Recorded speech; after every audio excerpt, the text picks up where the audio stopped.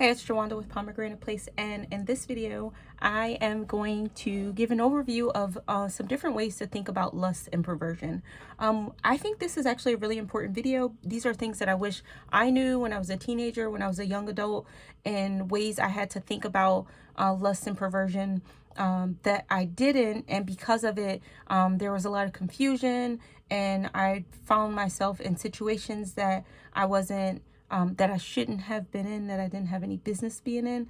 And if I had a better understanding and awareness around these things, I possibly could have avoided some of those things, or at least recovered faster. So please share this video with someone that you know. Watch till the end, because you might find that there are some thoughts here about lust that you've never considered.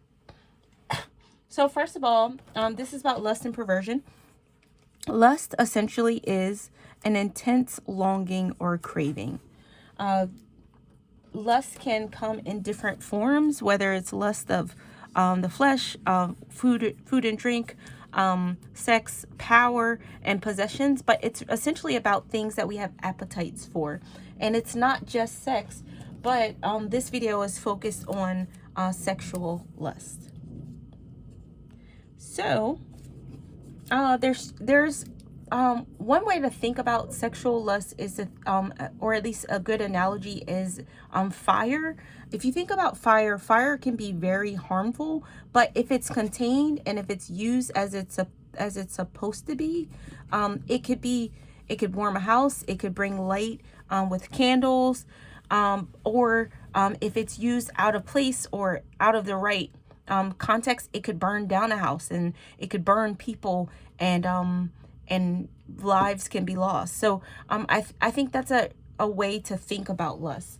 I'm going to break down lust in 3 different areas, and they are mental, emotional, and physical. So when we think about the mental, how we engage with lust mentally, it's about what you believe and what is right and wrong. And our belief systems also often are from our religious backgrounds. And if you're a Christian, what is right and wrong is outlined in the Bible. What does the Bible say about that? And the Bible articulates sex as revealing nakedness with any of your senses. So it's not just seeing a naked body. Sometimes it could be feeling body parts, smelling, tasting, listening to sounds that are arousing. So things that arouse you or kind of stir your body or make you think about sex. The Bible also articulates that sex is good when it's in the right context. It's when it's righteous and acceptable. It's with a husband and a wife, where procreation and connection are possible. So any kind of sexual conduct outside of this, you can say is not acceptable by God. And if you engage in these things, you're engaging in perversion, and you're engaging in things that may give you open doors and give the kingdom of darkness access to your life. So just to be clear, God intends for sex to be contained within a marriage after 2 people are a husband and a wife are married, where procreation is possible.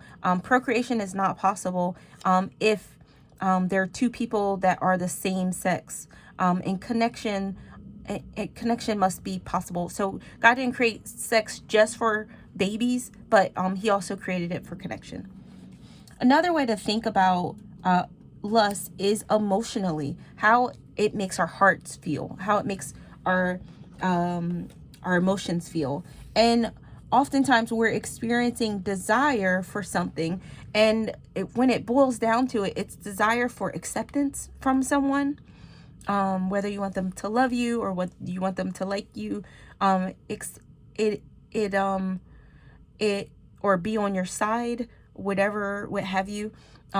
Also favor and connection. Maybe you want to be connected with someone, and these things can be real, or imagined. So you could have a desire to connect with someone, but if you have sex with them, that doesn't mean that you will actually have a connection with them or they will actually accept you, because people have different motivations around sex.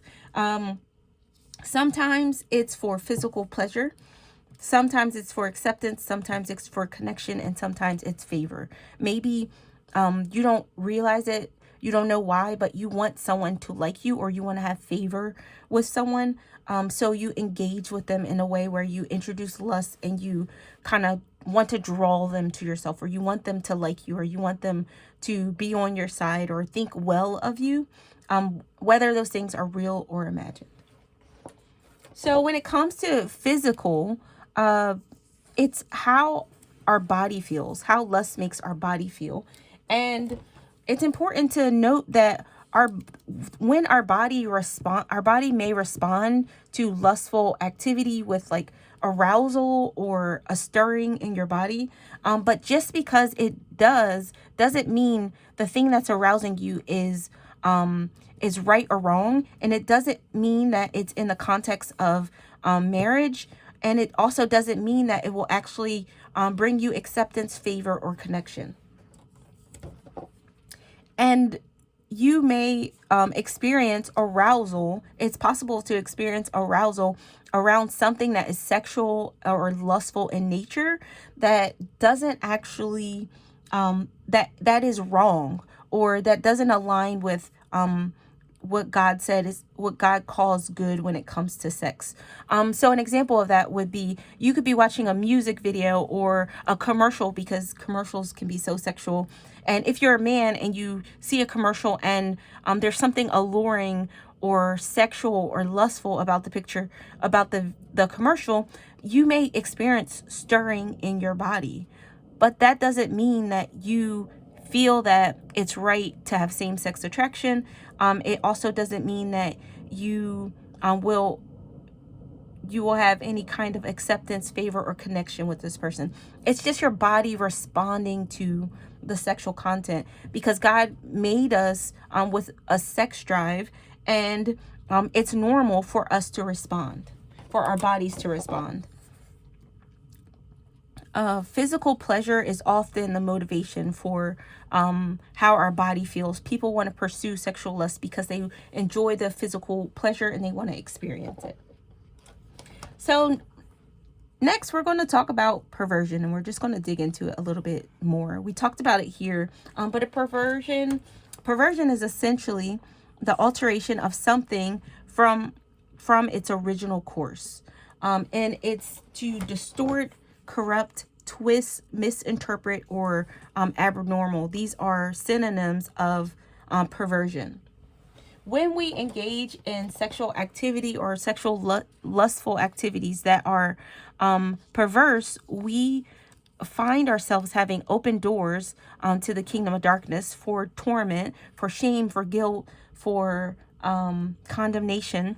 Whether or not we were there present, we were engaged in this activity willingly or unwillingly. So if something happened to you or someone took advantage of you, you can still have open doors.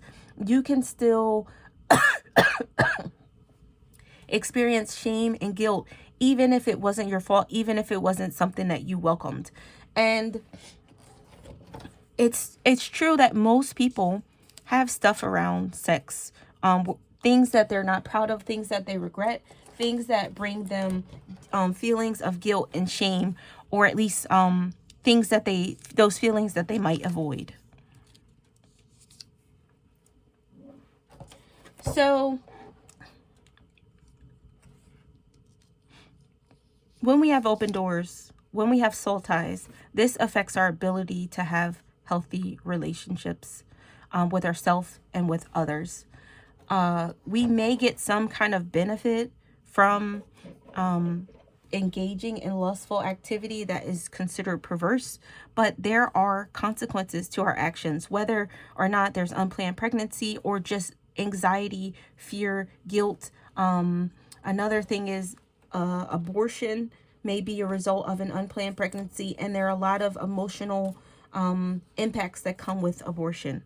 But fortunately, there is freedom. God has given us a way to be free from these feelings of lust and perversion, specifically with inner healing and deliverance, where we can work through the things that we believed, the lies that we believed, whether we would get acceptance, favor, or connection with a person, or just our rebellion in pursuing physical pleasure.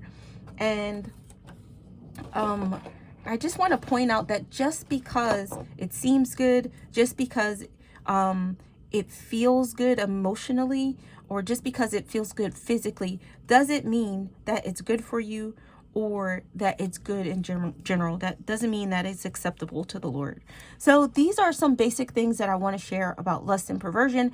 In the next video, I'm going to talk about the path forward to overcoming lust and some ways that you can think about or get awareness so that you are not finding yourself in situations where you are falling spiritually, and also where you can get to a place where you can forgive others and forgive yourself.